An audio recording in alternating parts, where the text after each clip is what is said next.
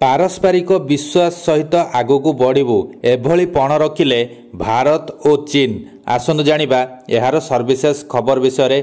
आज आरंभ हेब सांघाई सहयोग संगठन एससीओ शिखर सम्मिलनी। एथिरे विश्व शीर्ष नेता माने विश्व एवं आंचलिक प्रसंग उपरे आलोचना करिबा पई एकत्रित हेबे।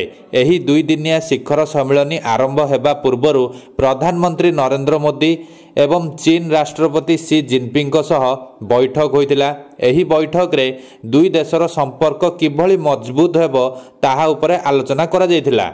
बैठक रे जोगदेई प्रधानमंत्री कहिथिले जे उभय देश संपर्क को आगकू नेबा पई प्रतिबंध एबे सीमारे शांति एवं स्थिरता वातावरण रहिछि एवं आमर संपर्क को एक सकारात्मक दिग मिली। आमे पारस्परिक विश्वास सहित आगकू बढ़ू। संपर्क रे सुधार आसिबा परे एबे कैलाश मानसरोवर यात्रा पुणी थरे आरंभ होइछि। आगकू दुई देश मध्यरे सीधा सड़क विमान सेवा पुनः आरंभ हेबो। उभय देशर 2.8 बिलियन लोकंक स्वार्थ आम सहयोग सहित जड़ित। यह मानवर कल्याण को मध्य प्रोत्साहित करिबो। आमे आमर संपर्क को आहुरी उन्नत करिबो। एससीओर सफल अध्यक्षता पई मु चीन को अभिनंदन जणाउछि।